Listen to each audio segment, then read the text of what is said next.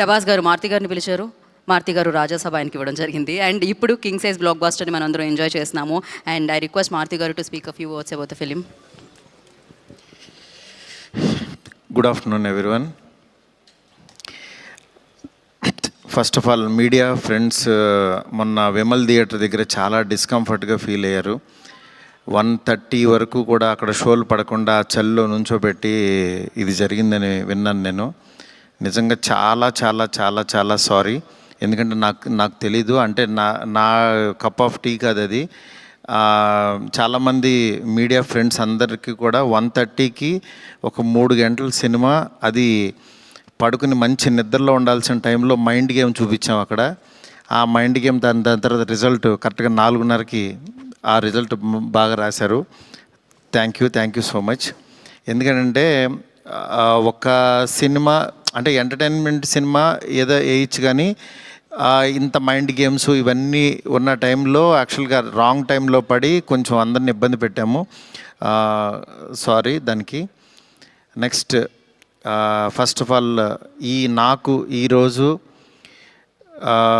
ఏది ఏమైనా నాకు ఒక మంచి ఆపర్చునిటీ ఇచ్చిన ప్రభాస్ గారికి నా జన్మంతా రుణపడి ఉంటాను. ఎందుకంటే ఒక నార్మల్ మిడ్ రేంజ్ డైరెక్టర్కి ప్రభాస్ సినిమా తీసాడు అనిపించేలా చేసిన ప్రభాస్ గారికి చాలా చాలా చాలా థ్యాంక్స్. అట్లాగే ఈ సినిమాని 3 సంవత్సరాలు, అంటే ఒక 9 మంత్స్కి ఒక సినిమా తీసే నేను ఒక 3 సంవత్సరాలు చాలా కష్టపడి ఇష్టపడి ఆయనకి నచ్చే విధంగా ఆయన్ని ఇంప్రెస్ చేస్తూ, ఆయన ఎలాంటి ఇది చేస్తే బాగుంటుందో, ఆడియన్స్ ఆయన ఎలా చూడాలనుకుంటున్నారో ఆడియన్స్ ఫీడ్బ్యాక్లు తీసుకుంటూ ఒక ప్రోడక్ట్ చేయడం జరిగింది. బట్ యాక్చువల్గా ఈ ప్రాసెస్లో చాలా కొత్తగా చూపించాలనుకుని, అంటే లాస్ట్ క్లైమాక్స్ అదంతా చూసిన వాళ్ళందరూ అసలు ఇండియన్ స్క్రీన్ మీద ఇలాంటి మైండ్ గేమ్లో ఒక కమర్షియల్ హీరో సినిమా ఇంతవరకు రాలేదు, నిజంగా చాలా కొత్తగా ఉందని ఈరోజు 40 మినిట్స్ ఎపిసోడ్కి మాత్రం చాలా ఎప్రిసియేషన్ వస్తుంది త్రూ అవుట్ వరల్డ్ వైడ్. ఈ దీంట్లో అందరూ అంటే ప్రభాస్ గారిని పెట్టుకుని నేను కూడా సింపుల్గా కమర్షియల్ సినిమా రాసేయచ్చు, చేసేయచ్చు, చాలా ఈజీగా అయిపోతుంది. కానీ ఆయన కూడా ఇలాంటి కథని కొత్తగా చెప్పాలి, ఆడియన్స్కి తీసుకెళ్ళాలి, కొత్త సినిమాలు పెద్ద హీరోలు చేయాలని ఆయన సంకల్పంతో డెఫినెట్గా ఈ సినిమాని మీ ముందుకు తీసుకురావడం జరిగింది. నిజంగా అది కామన్ ఆడియన్స్కి చాలామందికి రీచ్ అయింది. నెక్స్ట్ రిజల్ట్ అనేది వెంటనే ఇప్పుడే 1 డేలోనే డిసైడ్ అయ్యి ఒక షోలోనే డిసైడ్ అయ్యి అనేసుకోవటం కరెక్ట్ కాదు. ఎందుకంటే ఇప్పుడు పండగ ఉంది, అన్ని సినిమాలు చూస్తున్నారు, చూడాలి. ఒక 10 రోజులు ఆగితే ఈ సినిమా ఏంటని తెలుస్తుంది. ఎందుకంటే ఎప్పుడైనా సరే మనకి కొత్త పాయింట్తో వచ్చిన సినిమా కూర్చోగానే ఎక్కేసి అద్భుతం జరిగిందని అనుకో. ఎందుకంటే కొత్త పాయింట్ ఎప్పుడైనా ఇట్ విల్ టేక్ టైం.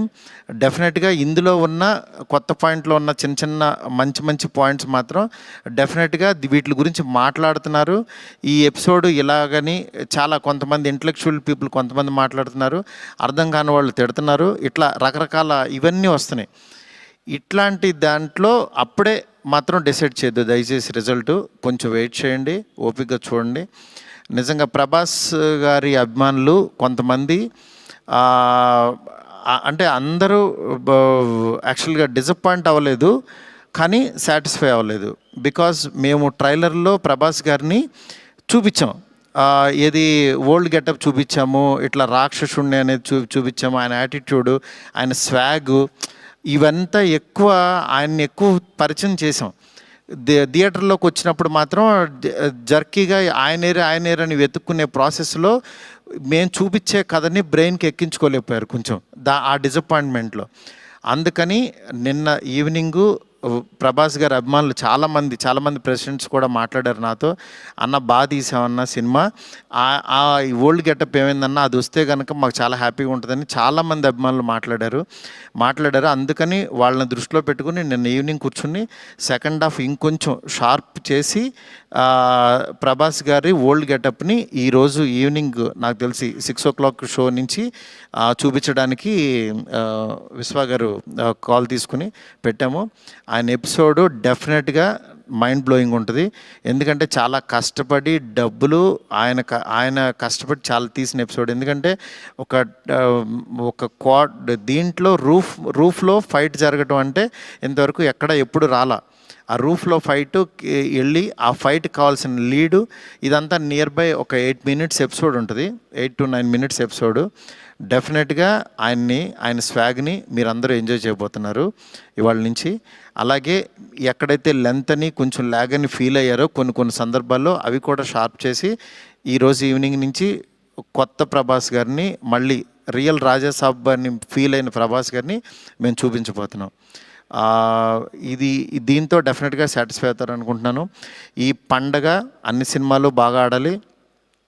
డెఫినెట్గా నిజంగా మాకు నిన్నొచ్చిన అంటే ఇంత పెద్ద ఓపెనింగ్, ప్రభాస్ గారు ఓపెనింగ్ ఎప్పుడు కూడా ప్రభాస్ గారు ఫ్యాన్సే నాకు అన్న ఫస్ట్ డే టాక్ ఇలాగే ఉంటుంది మా అన్నది, మీరు అసలు అవన్నీ పట్టించుకోవద్దు, మీరు 10 రోజుల తర్వాత అన్న స్టామినా చూడండి అని నాకు మెసేజ్లు చేస్తున్నారు.